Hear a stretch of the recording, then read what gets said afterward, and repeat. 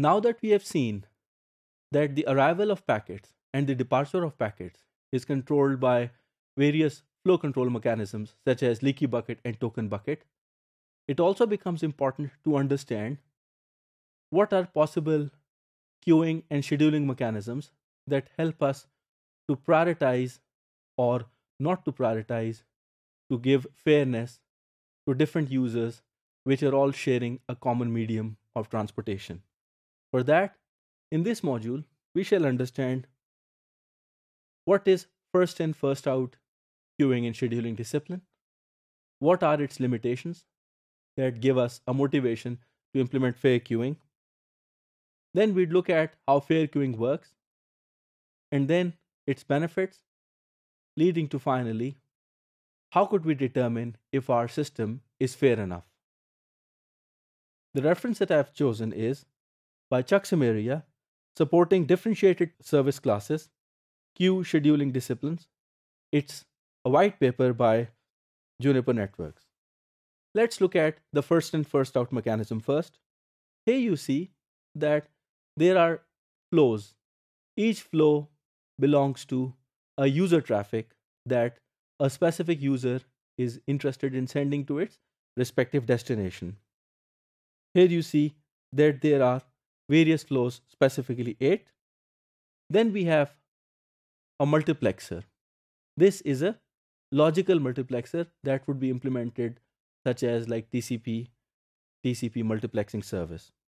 And all these flows or traffic is sent out one by one. So you see here that the first traffic to arrive is flow number 8. So it is sent out as the first one, followed by the flow by packet number 2. Third one is flow number 7. The fourth one is flow number 3. So depending upon their arrival on the time axis, they are sent out. This is the natural first in, first out queue. First in, first out queue looks quite simple and intuitive, but we have some pros and cons. The first one is that FIFO queue enqueues packets which are coming from TCP and UDP. And as we know that UDP is impolite, it is bursty in nature, and it is not aware and is agnostic to the congestion that builds on the network. On the contrary, when we look at TCP, TCP is polite. It has a congestion awareness and control mechanism, and it tends to be fair also. So if somehow queue receives back-to-back UDP flow packets, it is going to treat them on first in, first out.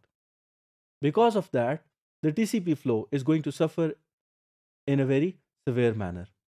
Likewise, if we were looking at bursty nature of UDP flows, a flow which is more bursty is going to affect the flow which is less bursty in nature.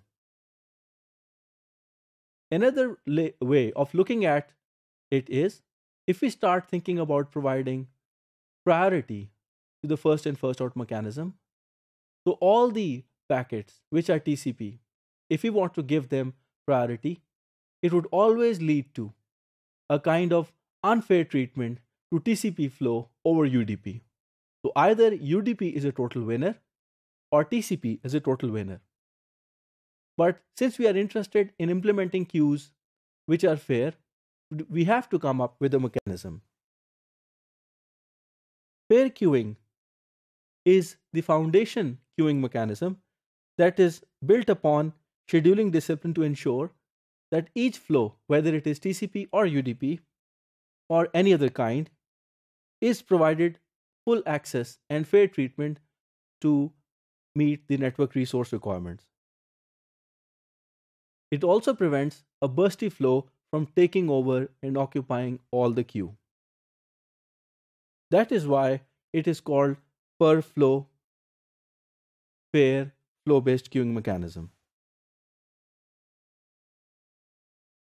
How does fair queuing work is central to our discussion, because if you are interested in implementing fair queuing in Omnet++, you should be aware that it is important to understand that packets are always classified and then injected into the network. These packets are assigned to a queue that is specifically dedicated to that flow. It means if a packet belongs to a certain class, it would be injected into a certain flow. The queues are then serviced one packet in a round robin fashion. Of course, when a queue is empty, it would be skipped. Let's look at the implementation of fair queuing in comparison to the first in first out and the priority queuing mechanism, which has just been briefly described. Fair queuing is based on the central idea of a classifier. If there are various flows, for example, flow 1 through flow 8 are flows which want to compete on the network resource access, first, all of these flows would be passed through a classifier. This classifier creates as many number of queues as the number of flows, and then starts taking the packets from each of these flows and puts them into the respective queues in a round robin fashion. So the fair queuing actually is now implementation of the number of flows into the equal number of queues. Of course, this is going to make more number of queues. So processing more number of queues by this queuing and scheduling mechanism makes it slightly more bulky and more delays are involved. But in all, we are looking at a more fair treatment. The primary benefit of fair queuing is that an extremely bursty or misbehaving flow does not degrade the quality of service of the other flows. And each flow is now assigned or dedicated to its own queue. Even if a flow tries to be nasty and attempts to inject more number of packets, all it would do is utilize its own queue more efficiently. Now, if you are interested in looking at how can we determine if our fair queuing mechanism is fair enough, we'd have to look at these parameters in a one-by-one manner. For example, let's assume that we have single resource which is to be allocated to n number of users. If the total resource is represented by mu total, if each user requests row I and each user receives mu I as fraction of the service, fair queuing necessitates certain conditions to be met. For example, no user receives more than it has requested. That's natural. The second one is that no user satisfying condition 1 gets any share more than other users.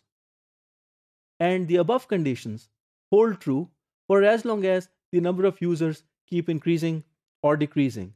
Because whenever we remove the minimal user, it means more intensive users would be coming in.